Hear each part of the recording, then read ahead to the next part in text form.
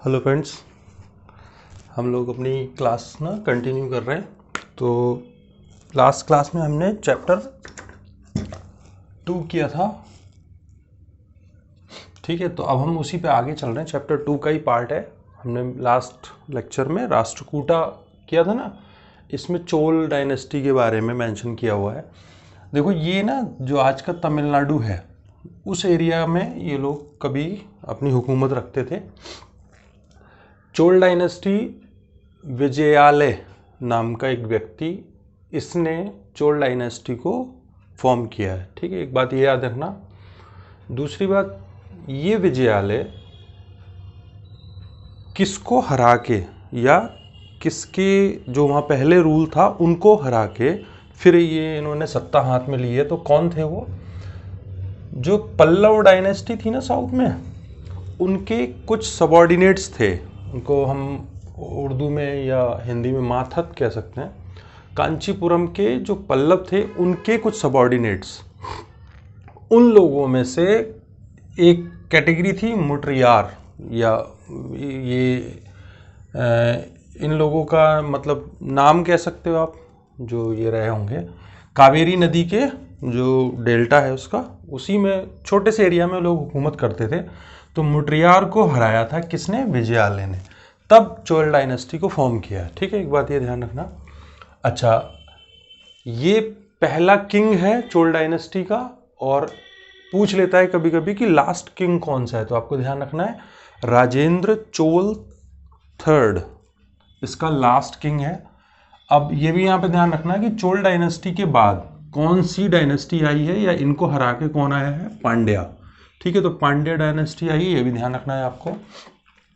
अच्छा, विजयालय पे बात चल रही है अभी, तो एक बात और ध्यान रखना, इसके कुछ काम हैं। जैसे इसने तंजावुर शहर है जो मंदिरों के लिए खासकर जाना था, तंजावुर या थंजावुर भी कहते हैं उसको, इस शहर को किसने फॉर्म किया है वो भी आपको ध्यान रखना है, विजयालय ने, ठीक है। अच्छा, इसने एक निशुंभ सूदनी देवी मंदिर नाम का एक मंदिर बनवाया है, किसने? विजयालय ने। अच्छा, एक बात और ध्यान रखना, जैसे आपको याद होगा जो चोला पीरियड है ना, इस पीरियड में ब्रॉन्ज की बहुत सारी मूर्तियां बनने का बड़ा फेमस हुआ है। और जो नटराज वगैरह की जो मूर्ति देखी ना, शिव का तांडव करते हुए मूर्तियां हैं, वो इस टाइप की। तो इनके टाइम पे ये बहुत फेमस थंजावुर या तंजावुर, ये मंदिरों की बहुत बड़ी वो बन गई थी, हब। तो यहाँ मंदिर बनते थे, और इन मंदिरों में क्या होता था, जैसे मान लो ये मंदिर बना, तो अब इस मंदिर में ये राजा लोग अपने आप को भगवान का रिप्रेजेंटेटिव बता रहे हैं। मतलब भगवान के पास या उनका ज़्यादा करीबी दिखाने के लिए ये लोग क्या करते थे, मंदिर में कुछ जगह पे भगवान की मूर्ति रखते थे, और कुछ जगह पे अपनी या अपने जो इनके संत वगैरह होते थे, संत महात्मा, उन लोगों की मूर्तियां रखा करते थे। शिव जी का कोई भक्त है तो, या कोई विष्णु जी का भक्त है तो उनके साथ अपनी मूर्ति रखते थे। ये इस बात का इंडिकेशन था कि जनता की नज़र में राजा की जो इमेज बने, वो एक गॉड के बाद कोई अगर सेकंड पोजीशन पे आता है तो वो यही राजा है, हमारा राजा है ना। तो वो एक अगर एक डिवाइन कैरेक्टर बन रहा है राजा अपने आप में, इसलिए इन मंदिरों के आसपास बहुत सारी मंडियां बनने लगी, व्यापारी लोग आने लगे। क्यों?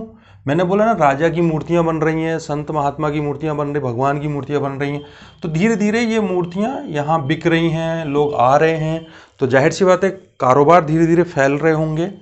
जैसे आपने ध्यान दिया होगा, आप बहुत किसी फेमस मंदिर पे या दरगाह पे जाते हो तो वहाँ एक बहुत बड़ा चारों तरफ कारोबार सा फैला होता है। कुछ होटल्स होते हैं, कुछ वहाँ उस दरगाह की या उस मंदिर की या उस भगवान की सबकी मूर्तियां वहाँ बिक रही होती हैं, है ना। तो ये ट्रेड सा बन जाता है, ट्रेड हब बन जाता है।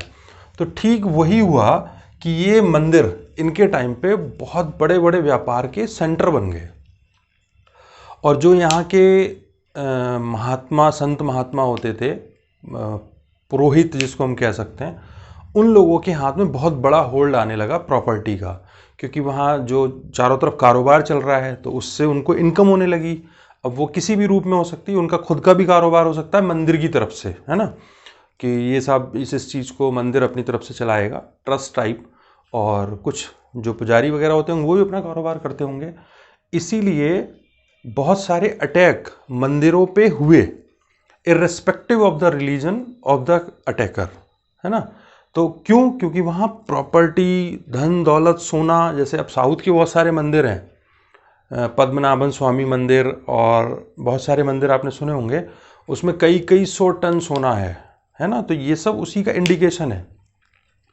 अच्छा, इसी में थंजावुर जो मैंने अभी बताया ना, तंजावुर या थंजावुर, इसमें बृहदीश्वर मंदिर बहुत फेमस है, आप ध्यान रखना। इसको किसने बनवाया है? राजराज फर्स्ट ने। ये इसी डायनेस्टी का है, चोल डायनेस्टी का। इस बृहदीश्वर मंदिर को राजराजेश्वर मंदिर भी कहते हैं और एक नाम से और भी जानते हैं, पेरुवुदियार कोविल, इस नाम से भी, ये उनकी लोकल लैंग्वेज में है, इस नाम से भी जानते हैं। ठीक है, तो ये दो नाम इसी मंदिर के हैं। किसने बनवाया है वो भी ध्यान रखना है, किस डायनेस्टी का है और कहाँ पे है, तंजावुर या तंजावुर। ठीक है।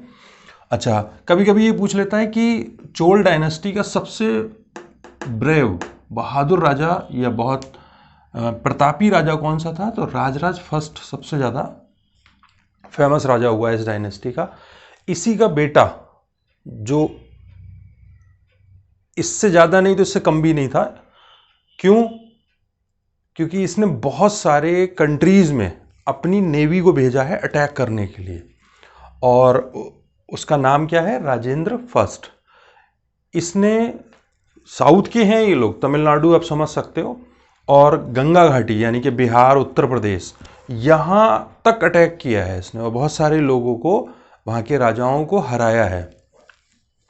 और इसने श्रीलंका और South East Asia, Malaysia, Philippines, Indonesia, इन जगह पे भी अपने लोगों को भेजा है। और यही वजह है कि इन देशों में, साउथ ईस्ट एशिया के देशों में, हिंदू रिलीजन के लोग वहाँ सेटल हुए, यहाँ से बहुत सारे लोग गए, व्यापारी के तौर पे भी गए, और इसके जो अभियान थे वहाँ जीत हासिल करने के, उनसे भी बहुत बड़े लेवल पे वो रिलीजन भी वहाँ फैला है। हालांकि बुद्धिज़्म भी गया वहाँ, लेकिन वो उसकी फॉर्म अलग थी और इन लोगों के थ्रू जो गया वो फॉर्म अलग थी। ठीक है, ध्यान रखना। अच्छा, एक बात, तंजावुर में ये गंगई कोंड चोलपुरम मंदिर है। तो ये गंगई कोंड चोलपुरम जो मंदिर है ना, देखो चोल तो ये अपने लिए बोल रहे हैं, तो इनका एक पुरम मतलब वो जगह, चोलों की जगह, और गंगई ये गंगा से बना है। गंगा से क्यों? क्योंकि इन्होंने गंगा वैली को जीता है, इसलिए इस मंदिर को बना रहे हैं, ये नाम इंडिकेट करने के लिए कि हम गंगा के विजेता हैं, गंगा के एरिया के, ये कहने का मतलब है इनका। ठीक है, तो अब इसमें एक बात और ध्यान रखना आप, इसमें कुछ टर्म्स हैं, और चोल डायनेस्टी बहुत इंपॉर्टेंट है, क्वेश्चन बहुत आते हैं इनका। एक ध्यान रखना कि इनके यहाँ टैक्सेस जो लगते थे उनको क्या कहते थे? वेट्टी। एक टाइप ये था वेट्टी। ये क्या था? जो फोर्सिबली आप किसी से लेबर ले रहे हो, काम करा रहे हो, उसको वेट्टी कहते थे। और एक कदमाई की फॉर्म में भी एक टैक्स लगता था जो लैंड रेवेन्यू, लगान हम जिसको कह सकते हैं, वो था। ठीक है, ये इन लोगों की, चोल लोगों की, ये थोड़ी सी ब्रीफ में मैंने यहाँ पे इंफॉर्मेशन दी है। अभी हम और इसको थोड़ा सा डिटेल में लेके आ रहे हैं, क्योंकि बहुत सारी चीज़ें इनकी अभी और बाकी हैं। हाँ, तो हम लोग चोल पे ही डिस्कशन कर रहे हैं। देखो, चोल लोगों में इनको एक चीज़ के लिए बहुत ख़ास तौर पे जाना जाता है, इन्होंने एग्रीकल्चर का बहुत डेवलपमेंट किया है, और इनके टाइम की कावेरी डेल्टा के आसपास बहुत सारी नहरें भी बनाई हुई हैं, और उसके काफ़ी सारे सबूत भी मिले हैं, काफ़ी लंबी लंबी नहरें हैं। इनके टाइम पे किसानों की कुछ बस्तियां बसाई जाती थीं, उनको उर नाम से जाना जाता था। ठीक है, ध्यान रखना, ये क्वेश्चन पूछा हुआ है कि चोल काल में, ड्यूरिंग द चोला पीरियड, उर किसे कहा जाता था? तो ध्यान रखना, किसानों की बस्तियों को। अब इसी को आप थोड़ा सा आगे और देखो, जब बहुत सारी किसानों की बस्तियां, जिनको उर कह रहे हैं, बहुत सारे उर जब मिल के गाँव बनाएंगे, 2 बस्ती 4 बस्ती से एक गांव बना, तब उस एक गांव से 2 गांव से 3 गांव से 4-5 गांव ऐसे मिला लिए, तो उन कुछ गांवों को मिला के जिनके अंदर उर नाम की बस्तियां हैं किसानों की, उन गांवों के ग्रुप को क्या नाम दिया जाता था? नाडु। तो तमिलनाडु यानी कि तमिल लैंग्वेज वाले वो लोग जो किसानों की बस्तियों के तौर पे कुछ गांवों के ग्रुप में रह रहे हैं, उसको एक्चुअल में नाडु कहते हैं। हालांकि लैंग्वेज में बहुत सारे चेंजेस आते हैं, है ना। जैसे गंज, गंज होता है ना, बहुत सारे उसमें लगा हुआ, एक्चुअल में गंज का मतलब कुछ और होता है, लेकिन फिर बाद में उनको शहरों को भी पूरा गंज कहने लगे, ठीक है।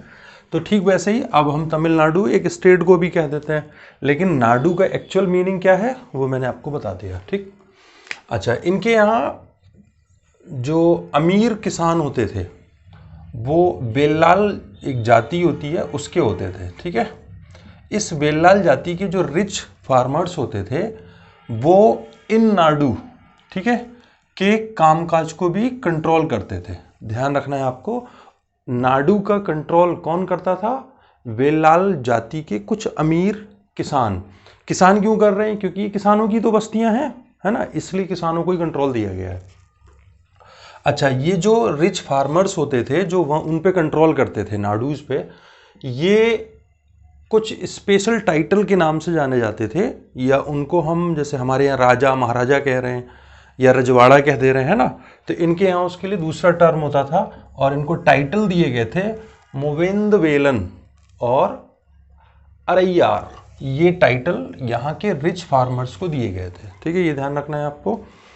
अब एक बात आप ये ध्यान रखें कि इनके यहाँ बहुत सारी ना टर्म्स हैं थी, और वो अक्सर एग्जाम में पूछता है, इसलिए मैंने वो सब टर्म्स लिखी हैं। वेलन वगाई, वेलन वगाई किसे कहा जाता था? तो आप ध्यान रखना, गैर ब्राह्मण जो किसान होते थे उनकी जो जमीन होती थी उसको वेलन वगाई कहा जाता था, ठीक है। यानी कि जो ब्राह्मण नहीं है उनके पास जो जमीनें हैं उसको क्या कह रहे हैं हम? वेलन वगाई।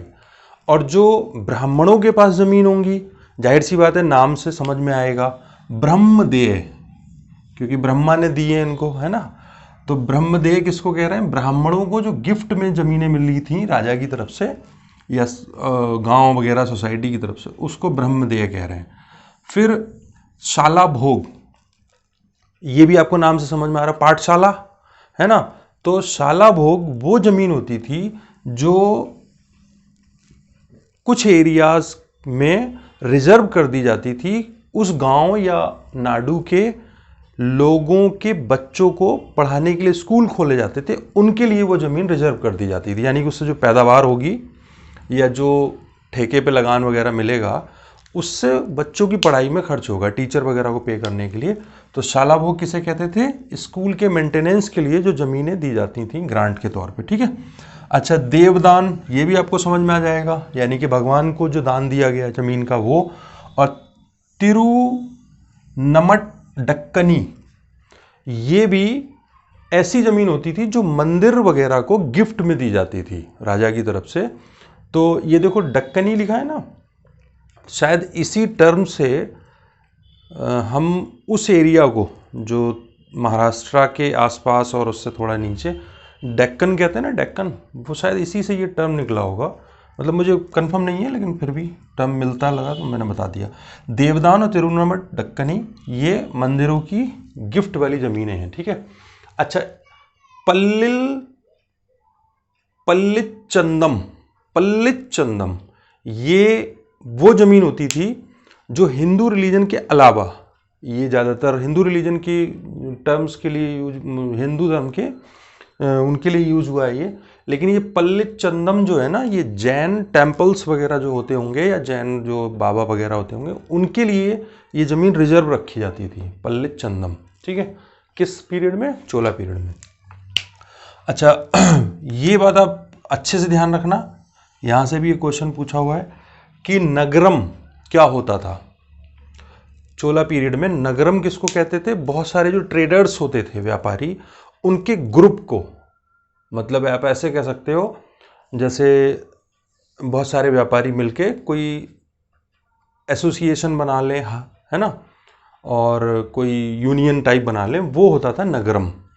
अच्छा, नगरम की एक खास बात ये थी कि राजा हर चीज के लिए तो अपनी तरफ से अपॉइंटमेंट कर नहीं सकता था उस टाइम। आज की कंडीशन तो नहीं है ना उस जैसी।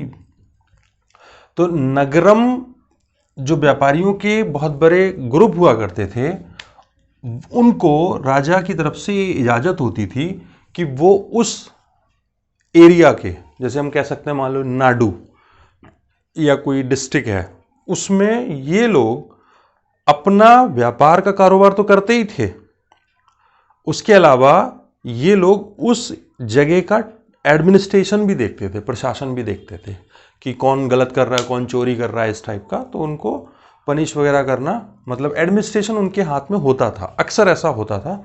100% जगह पे था ऐसा नहीं है, ये भी ध्यान रखना है आपको। तो नगरम को ये काम भी दिया गया था एडमिनिस्ट्रेशन करने का, ठीक है। ये इंफॉर्मेशन चोल डायनेस्टी की है। अब इसी चैप्टर में थोड़ा सा और एक्स्ट्रा इंफॉर्मेशन है, हम उसको अभी भी डिस्कस कर रहे हैं। हाँ, तो हम चोल डायनेस्टी को डिस्कस कर रहे थे ना, तो उसमें देखो जो मैंने बोला था ना कि कुछ जो नाडू वगैरह होते थे उनका एडमिनिस्ट्रेशन भी होता था ना, तो वो कुछ जगह कमिटीज़ के थ्रू भी होता था। जैसे नगरम में हमने बोला कि वो खुद ही करते थे व्यापारी लोग, तो वो कमेटी तो बनाते होंगे ना कि भाई तुम ये काम देखोगे, तुम ये काम देखोगे। तो वो कमिटीज़ का अपॉइंटमेंट कैसे होता था वो आप ध्यान रखना। वो लॉटरी सिस्टम से होता था, मतलब पर्ची पे नाम लिखा और जिसका आ गया उसी को हेड बना दिया या मेंबर बना दिया, ठीक। तो ये बात यहाँ से हम इसको हटा भी दे रहे हैं, क्योंकि अब ये यहाँ से चोल लोगों का जो इन्फॉर्मेशन थी वो फिनिश हो गई। अब देखो उसी टाइम क्या क्या हो रहा है, मतलब हम बात कर रहे हैं ना 1100 के आसपास, 800 से 1200 1100 ऐसी था ना जहाँ पे हम डिस्कशन कर रहे हैं। देखो मतलब इस चैप्टर का जो काल दिया है किस टाइम से किस टाइम तक का। अफ़गानिस्तान में एक गजनी प्रोविंस है, ये आप कह सकते हो एक जगह का नाम है। उस जगह एक बंदा खड़ा होता है जिसको हम लोग महमूद गजनी कहते हैं ना, एक्चुअल में उसका नाम सुल्तान महमूद है और गजनी उस जगह का नाम है, इसलिए उसको कि गजनी का सुल्तान था वो। महमूद एक्चुअल में उसका नाम था। वो 997 से 1030 के बीच इसका टेन्योर रहा है, ध्यान रखना। और ये इसके बहुत बड़े बड़े अभियान भी रहे और बहुत सारी एरिया को इसने जीता भी है। अफ़गानिस्तान से ऊपर सेंट्रल एशिया, जो आज का उज़्बेकिस्तान, किर्गिस्तान, तजाकिस्तान ये सब है ना, वो ईरान और नॉर्थ वेस्ट इंडिया, ये इम्पोर्टेंट है। भारत के इस एरिया में इसने अपनी पकड़ बनाई थी, ठीक है। और यही वो है बंदा जिसने सोमनाथ मंदिर पे अटैक किया है, ठीक। क्योंकि मैंने बताया था ना कि मंदिर जो होते थे वो बहुत प्रॉपर्टी, सोना वगैरह, उसका बहुत बड़ा एक हब हुआ करता था। तो इस पे अटैक किया है और इसके साथ एक बहुत बड़ा विद्वान, राइटर, कई सारी खूबियाँ थीं इसके अंदर, अल-बरूनी। ये बहुत फेमस है वर्ल्ड हिस्ट्री में और वैसे भी इसने किताबुल हिंद लिखी है, यानी कि हिंदुस्तान के बारे में इसने डिस्क्रिप्शन दिया है, बहुत बड़े लेवल पे डिस्क्रिप्शन दिया है। मतलब चोल और जितने ये सब है ना डायनेस्टी, इसके टाइम जो डायनेस्टी इंडिया में थे उनके बारे में बहुत अच्छा इसने बताया है कि लोग कैसे हैं, उनका पहनावा कैसा है, क्या उगाते हैं, ट्रेड कैसे करते हैं, वो सारी बातें। इसलिए ये बुक बहुत इंपॉर्टेंट है इंडिया के पर्सपेक्टिव से। किसने लिखी थी? अल-बरूनी। ये कई बार एग्जाम में पूछा हुआ भी है। और सुल्तान महमूद ने इंडिया में अपना कमांडर किसको रखा था? एक तिलक नाम का कोई ब्राह्मण था, उसको कमांडर रखा हुआ, आर्मी कमांडर, ठीक है। अब इसी के साथ साथ आप, ये तो अब हम अफ़गानिस्तान या ऊपर चले गए सेंट्रल एशिया, अब आप चीन में आओ। यहाँ एक इन्फॉर्मेशन इम्पॉर्टेंट है, वो ये कि यहाँ तांग डायनेस्टी है। उस टाइम कोई तांग नाम का एक राजवंश रहा होगा, 700 से 1000 AD तक, 300 साल के आसपास ये रहा है। ये खास क्यों है? क्योंकि वर्ल्ड में पहली बार किसी ने कॉम्पिटिटिव एग्जाम की शुरुआत की है कि गवर्नमेंट जॉब हम जिसको कह सकते हैं ना, उसमें एक एग्ज़ाम होगा, उसके बाद अपॉइंटमेंट होगा। तो वो किसने शुरू किया? तांग डायनेस्टी ने। ठीक है, ध्यान रखना आप। और कॉम्पिटिटिव एग्ज़ाम जितनी भी ब्यूरोक्रेसी होगी उसमें लोग इसके थ्रू आएंगे। अच्छा, अब हम दिल्ली के आसपास का एरिया देखें, अजमेर, दिल्ली वगैरह ना, तो वहाँ पे चौहान डायनेस्टी है। पृथ्वीराज चौहान का नाम तो सुना ही होगा आप लोगों ने। तो दिल्ली और अजमेर, इसके बीच का जो एरिया है वो सारा चौहान डायनेस्टी के कंट्रोल में था। लेकिन इनके साथ प्रॉब्लम ये थी, चौहानों के साथ, कि ये अगर ईस्ट में बढ़ना चाह रहे हैं या वेस्ट में बढ़ना चाह रहे हैं तो इनका टकराव बहुत बड़े बड़े डायनेस्टी से हो रहा था। तो कौन कौन से थे वो भी आपको ध्यान रखना है, क्योंकि टकराव पूछ सकता है। जब इन्होंने ईस्ट में बढ़ने की कोशिश की तो इनका किससे टकराव हुआ? गुजरात के चालुक्य लोगों से। और जब इन्होंने वेस्ट में बढ़ने की कोशिश की तो किससे हुआ? वेस्टर्न यूपी में पहले एक गढ़वाल डायनेस्टी हुआ करती थी। आज जो गढ़वाल रीजन को कहते हैं ना, हम क्षेत्र को, वो गढ़वाली लोग के बारे में भी सुना होगा। तो ये ज्योग्राफिकल लोकेशन है, लेकिन ये उन्हीं लोगों की डायनेस्टी भी है जो ये यूपी और थोड़ा यूपी का एरिया और उत्तराखंड आज जो है वहाँ। तो ये गढ़वाल डायनेस्टी वेस्टर्न यूपी पे इनका होल्ड था। इनका टकराव इनसे हुआ है। और इधर किससे हुआ है? ईस्ट में गुजरात में चालुक्यों से। अच्छा, पृथ्वीराज चौहान का जो टाइम है वो 1168 से 1192 के बीच है। ये इम्पॉर्टेंट क्यों है पृथ्वीराज चौहान यहाँ पे डिस्कशन में? क्योंकि पृथ्वीराज चौहान का मोहम्मद गौरी से टकराव हुआ है। ठीक, 2 वॉर हुए हैं मोहम्मद गौरी और पृथ्वीराज चौहान के बीच। एक पानीपत का फर्स्ट वॉर और सेकंड वॉर। पहले वाले वॉर में मोहम्मद गौरी ने जो अटैक किया है या सामने दोनों का बैटल हुआ है, पृथ्वीराज चौहान ने बहुत बुरी तरीके से हराया मोहम्मद गौरी को। ठीक है, जैसे तैसे बच के भागा। लेकिन सेकंड वाले में मोहम्मद गौरी पृथ्वीराज चौहान को हरा देता है। ठीक है, और ये बड़ा टर्निंग पॉइंट यहाँ से साबित होता है। ठीक, तो ये इंफॉर्मेशन इसकी आप ध्यान रखना है। जो इम्पोर्टेंट चीज़ें थी ना वो हम लोगों ने लगभग सब डिस्कस कर ली। और अब इसके बाद हम अगला 3rd चैप्टर डिस्कस करेंगे। ठीक है।